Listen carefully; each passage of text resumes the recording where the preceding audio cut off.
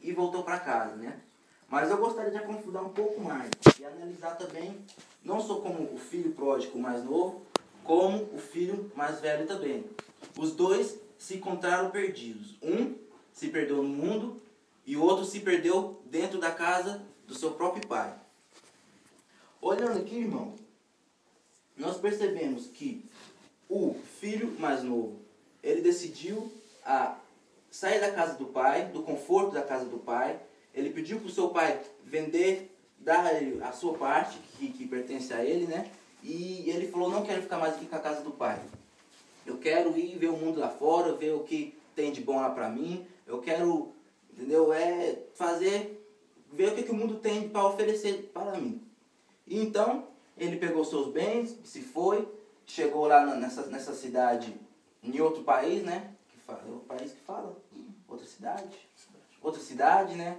Gastou seu dinheiro tudo com pecado, com coisas que não agradavam a Deus. E acabou quebrando a cara. Acabou seu dinheiro, aquela cidade teve fome. E ele acabou ficando lá com os porcos lá, né? Cuidando dos porcos lá. E essa história também me lembra muito da minha história, que eu tive, no meu testemunho. Eu não tenho tempo para contar meu testemunho todo, mas eu vou juntando uma coisa com outra aqui e nós vamos prosseguindo. Eu, filho de pastor, né, cresci na igreja, sempre estive na igreja e teve uma época na minha vida que eu decidi sair da igreja. Eu decidi sair da casa do pai, né? Do pai, de Deus. Eu decidi a sair da casa. Porque eu estava ali, mas eu estava que nem o filho mais novo. Eu estava ali, mas eu estava com vontade de descobrir o que tinha lá de fora para mim. O que o mundo tinha para oferecer para mim. Meu pai sempre me falava, não tem nada no mundo de bom, não tem. Mas eu nunca escutava, nunca dava ouvidos. Eu ia para a igreja, escutava as pregações, os louvores e saía do mesmo jeito. Eu pensava, bem, eu sento aqui, não sinto nada, todo mundo está pulando, todo mundo está sendo batizado com o Espírito Santo e tal, e eu não estou sentindo nada. E eu falei, esse negócio não é pra mim não, esse negócio de crente não é pra mim, eu vou sair dessa vida, eu vou ver o que o mundo tem pra fora. E eu decidi sair da igreja, parei de ir, 14 anos de idade, quase 15, comecei a fazer tudo que você imaginar, tudo que tem de fazer nessa vida, e chegou um ponto na minha vida, pouco tempo atrás, alguns meses atrás, que eu fiquei que nem um filho mais novo. Eu cheguei ao ponto de perder tudo. Eu tinha dinheiro, meu dinheiro acabou, desapareceu, amigos viraram as costas para mim, que nem aconteceu com o filho mais novo. Na hora que você está bem, tem um monte de amigos, você está curtindo, está na balada, está aqui, está ali. Quando você precisa de alguém, todo mundo vira as costas. E isso é a vida no mundo. Você pensa, esse aqui é meu amigão, meu parceirão, mas quando chega na hora, não tem nenhum amigo lá para você. Não tem, não existe. Você pode pensar que tem, mas não tem. Eu sei disso porque eu tinha amigos que eu ajudei muito, que me ajudaram, mas quando chegou nesse ponto, não tinha ninguém para me ajudar. Assim como aconteceu com o filho mais novo. Eu parei numa situação de vida ou morte. Eu estava devendo um traficante muito dinheiro, mais de 1.000 libras, e cheguei a ser ameaçado de morte. Ele falou para mim, se você não me dá meu dinheiro, já passou uma semana, já era para você, entendeu? E quando eu cheguei nesse ponto, eu lembrei da casa do pai, do conforto da casa do pai. Eu me lembrei que lá eu tenho conforto, que no braço do pai não tem nada que pode me tocar. E até ali no meio dos porcos, assim como o filho mais novo, eu percebi, eu me lembrei que Deus cuida dos seus. Amém. E eu pensei assim, ainda com a coisa me segurando, falando, não, esse negócio de igreja não, esse negócio, sabe, o demônio falando na minha mente, não, esse negócio de igreja não. Mas eu falei, quer saber de uma coisa, eu vou ligar para minha família. Esse tempo eu não estava falando com meu pai, eu saí de casa, eu tinha brigado com ele, eu também não estava falando direito com minha mãe e com meu irmão. Mas daí, quando você precisa, quando os amigos viram as costas, para quem você vai? Para a família, né? Liguei para a minha família, liguei para o meu irmão, ele veio para onde que eu estava, e ali eu me encontrei num lugar um lugar sujo, era aqueles flats lá de house, né? Aqueles negócios esquisitos, parece favela. Me encontrei lá no meio lá, meu irmão entrou, ele olhou para a direita, olhou para a esquerda, olhou a minha situação, ele viu que eu estava no meio dos porcos, e ele olhou para mim e já começou automaticamente a chorar. Eu também olhei para ele, eu não sou muito de chorar, mas naquele dia eu chorei, olhei para ele também e comecei a chorar. Daí ele perguntou pra mim o que foi, daí eu contei pra ele, tal, isso aconteceu, vou morrer. Ele falou assim, não fala isso, vamos lá em casa, entendeu? Conversar com meu pai e com a minha mãe. Eu falei, não quero ir lá não quero ir lá não. Deu, não. Daí meu irmão, vamos lá, você não tem outra escolha, você quer morrer? Eu falei assim, não, mas também não quero ir lá. Daí acabei indo, fui lá, cheguei lá, meu pai, voltei pra casa do meu pai. E meu pai, como o pai do filho mais novo aqui, do filho pródigo, me recebeu com os braços abertos. Amém. Apesar de estar muito triste comigo, ele estava muito magoado comigo, mas ele me recebeu com os braços abertos. Eu sentei ali, não parava de chorar, contei tudo que eu tinha que contar para o meu pai. Meu pai olhou para mim e falou assim, escuta, eu não tenho esse dinheiro para te ajudar, e principalmente para hoje, você precisa desse dinheiro hoje, não tem jeito de dar esse dinheiro para você, seu irmão também não tem, sua mãe também não tem. Mas uma coisa eu posso te dar aqui agora, e você sabe o que é. Você pode ajoelhar aqui agora e entregar a sua vida para Deus. E se você realmente crer, pelo menos se você morrer, você vai para o céu. E eu ali ainda tentando segurar, não.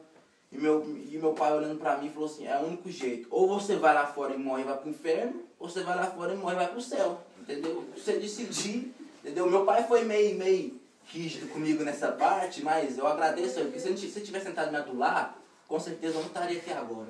E quando Deus tem um plano na sua vida, Ele usa as pessoas certas, na hora certa, do jeito que Ele quer, entendeu? Daí eu falei, quer saber do negócio? Eu vou voltar para casa do Pai, voltar para casa de Deus, porque esse negócio aqui não é para mim não. Eu 5 anos nessa vida e onde que eu parei? Comendo com os porcos. E eu ajoelhei ali, chorando, entreguei a minha vida para Deus. Olha, agora só eu quero que você escute como é que Deus trabalha. Eu entreguei a vida para Deus ali, naquele momento, onde a gente orou, ficou um tempão orando. E quando eu me levantei, eu já me levantei um novo homem. Amém. Eu já sentia diferente, já dava para sentir aquela coisa diferente dentro de mim. E eu ainda pensando, e agora? O que eu vou fazer? Né?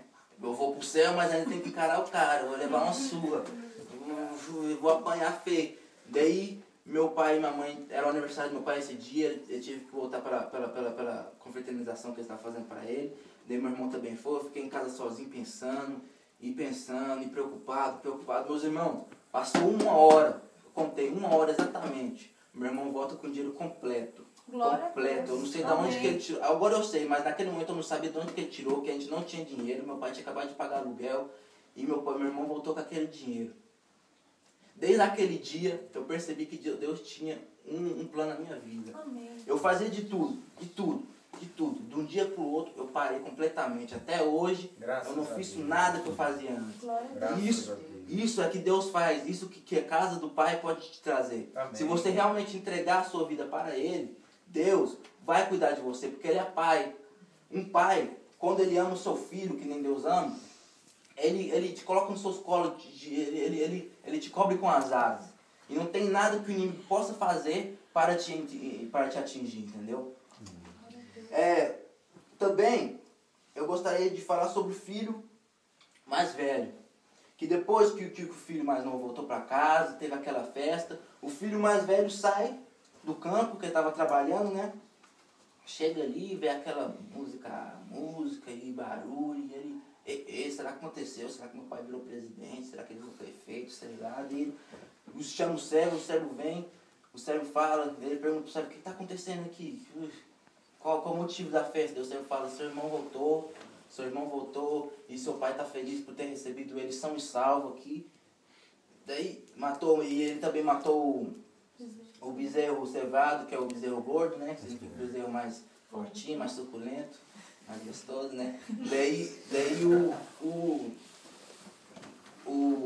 o irmão mais velho se irou, ficou irado, mas, eu nem vou entrar nessa festa não vou entrar, eu não quero entrar não. Esse filho mais velho, ele estava completamente perdido. Ele não se sentia à vontade na casa do pai. Ele sentia que ele estava ali por obrigação.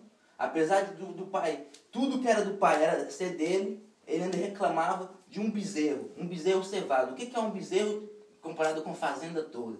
Ele estava ali, mas na mesma hora, ele não estava ali por prazer, ele estava ali por obrigação, ele sentia que ele estava ali por obrigação. E meus irmãos, como eu já passei pelas duas fases, eu sei também, quando eu estava na igreja, o que é ser perdido dentro da igreja. Ser perdido dentro da casa do Pai, assim como o filho mais velho estava.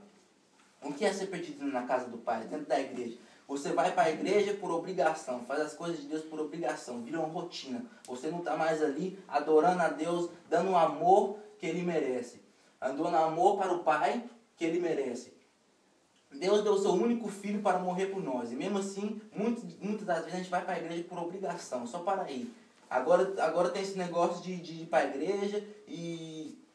porque tem amigos lá, não sei o que lá, não sei o que lá, mas esquecemos do foco, que é adorar a Deus. Amém. Você vai para a igreja, você participa das atividades, mas esquece de adorar a Deus. Antes de eu desviar, eu ia para a igreja, o pastor falava para a gente fechar os olhos, para orar, e eu, ao invés de orar, ficava pensando no livro do Ronaldinho ontem, da novela que passou ontem. A gente ia cantar, em vez de cantar com o meu coração, eu cantava só palavras saíam, por isso que eu ficava sempre vazio. Eu estava fazendo tudo aquilo ali por obrigação. Eu não estava ali fazendo por amor a Deus. Por amor ao Pai. Tá meio quente aqui. Onde que eu parei? Por amor ao Pai, né? E o Pai? No Velho Testamento não tem nenhuma referência de ninguém chamando Deus como Pai. Isso veio depois que Jesus veio à Terra, no novo Evangelho, né? Jesus começou a referir a Deus como Pai. Até quando perguntaram para ele como que nós comunicamos com Deus, como que nós oramos, daí ele falou, você não fala, você começa assim, uma oração, tipo, dando um exemplo, não estou falando que nem tipo, para você orar desse jeito assim, né, com essas exatas palavras, mas ele começou, Pai nosso que está no céu. Ele não está falando chefe nosso que está no céu, patrão nosso que está no céu, Pai nosso que está no céu. Porque Deus quer ser seu Pai, Ele quer ser visto como um Pai. Graças a Deus. Com o amor de um Pai, né? Porque um amor de um Pai, que é o amor de um Pai? Não existe um amor que nem um amor de um Pai e de uma mãe. Não existe. Talvez você não recebe o amor do seu pai e da sua mãe em casa, mas eu vim aqui falar para você agora que Deus quer ser seu pai. Amém. Ele quer te cuidar de você como um pai. Ele Amém. Quer que você sente no colo dele e fique debaixo das suas asas como um pai quer cuidar do seu filho. E prosseguindo aqui com o filho mais velho, esse filho vivia como um escravo. Ele estava ali perdido fazendo as coisas as coisas do pai dele, do serviço dele de obrigação. E que fala que ele estava no campo, veio do campo, né? Cadê onde estava aqui? Marquei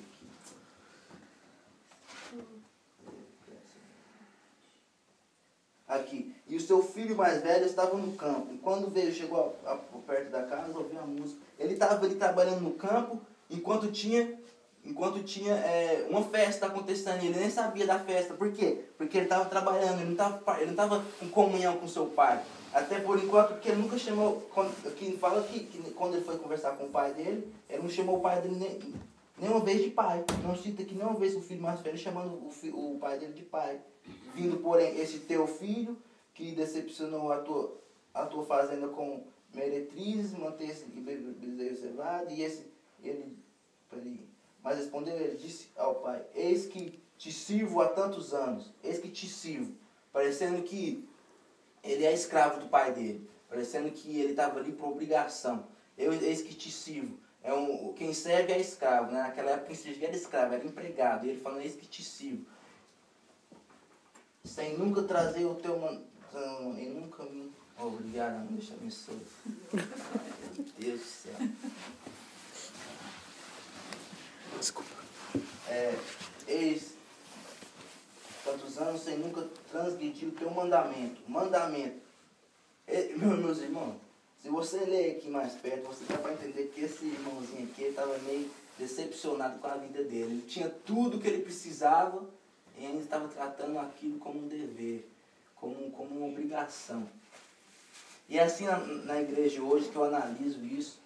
Eu também, quando eu estava preparando essa mensagem eu apanhei muito essa mensagem também, porque muitas vezes, até agora, depois que eu reconciliei, eu vou para a igreja, eu estou ali, às vezes por obrigação, eu não estou ali adorando a Deus, eu estou ali sentado ali, às vezes eu fico desanimado, eu estou ali na oração e eu não estou adorando a Deus como eu devia. como eu devia, né? Como eu devia. E essa palavra bateu, eu apanhei muito dela, porque quando Deus colocou essa palavra no meu coração, eu olhando aqui, escrevendo tudo, eu percebi a primeira pessoa que tem que receber essa passagem, essa palavra sou eu. Porque muitas das vezes, até agora que eu voltei para a igreja, eu continuo do mesmo jeito que eu estava antes. E eu orei para Deus e falei para Ele, meu Deus, me ajude, porque eu quero ser filho. Amém. Eu não quero ser escravo. Eu quero te tratar como um pai e não como um patrão. Entendeu? E continuando aqui, o filho mais velho também, ele não sabia perdoar.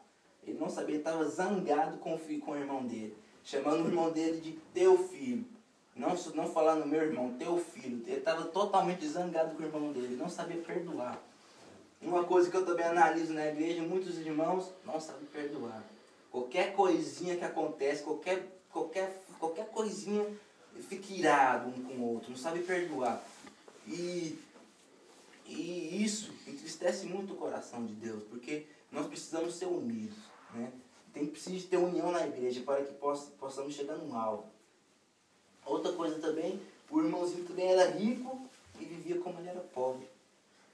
Vivia como ele era pobre. Aqui como fala no versículo 29, mas respondendo ele, disse ao pai, eis que te sirvo há tantos anos, sem nunca transgredir o teu mandamento, e nunca me deste um cabrito para alegrar-me com meus amigos. O irmãozinho está preocupado com um cabrito. O irmãozinho tem a fazenda toda, ele está preocupado com um cabrito. O irmãozinho é rico e está vivendo como pobre. Não faz sentido para mim não. Se eu tivesse uma fazenda, eu não estava preocupado com cabrito não. Eu não ia estar preocupado com cabrito, com certeza. E também continuando, ele não tinha nenhuma intimidade com o seu pai. Que nem eu falei antes, ele não chamou o seu pai nenhuma vez de pai. Nenhuma vez de pai. Aqui não cita nenhuma vez aqui ele chamando o seu pai de pai.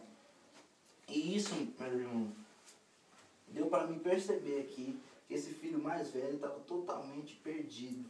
Mas daí vem a compaixão do pai. Vem a compaixão do pai.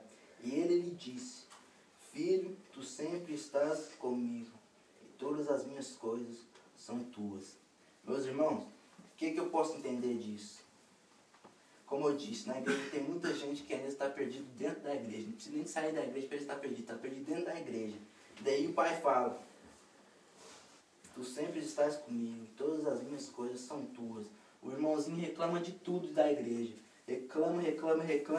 E daí está Deus falando para você. E todas as minhas coisas são tuas, né? Verdade. Todas as minhas coisas são tuas. Na igreja, a igreja é ricamente cheia. A casa do Pai é cheia de coisas espirituais, dons espirituais. Entendeu? Em vez dessas pessoas buscar essas coisas, essas riquezas, estão vivendo como pobres. Em vez de buscar os dons espirituais, as riquezas que tem na igreja, na casa do Pai, eles vivem ali de obrigação, né? Sem desfrutar dessas coisas, desfrutar dos dons espirituais que Deus tem para dar para nós, essas riquezas. Essas riquezas. E terminando aqui rapidamente, eu gostaria só apenas de concluir, né? Porque essa mensagem tocou muito no meu coração, não sei se tocou no seu também. Amém. Porque, tipo, essa história do filho pródigo me lembra muito da minha história, que aconteceu comigo e ainda está de acontecer. E eu creio que Deus tem grandes coisas para fazer ainda no nosso meio, na vida de cada um aqui. E que você possa receber essa mensagem, que possa tocar no seu coração. Eu confesso que eu estava mais preparado, mas chegou aqui agora, eu fiquei nervoso, fiquei suado, o negócio ficou meio esquisito aqui, mas é isso que eu tenho para deixar para cada um, que você possa guardar isso no seu coração e não esquecer dessas palavras, e que Deus possa te cada vez mais, né, que você possa tratar a casa do Pai como a casa do Pai, não como um dever, como uma obrigação, como um serviço, mas sim como a casa do nosso Pai, que Deus quer fazer grandes coisas no nosso meio, mas é Amém. difícil, irmão, Deus operar em nosso meio se você não está buscando, se você está vivendo ali, você está na igreja, você está completamente perdido no meio da igreja, sem fazer as coisas de Deus com prazer, com amor, Porque Deus tem grandes coisas para fazer para nós. Amém. E é essa palavra que eu deixo com vocês. Eu agradeço a oportunidade. Amém. Amém.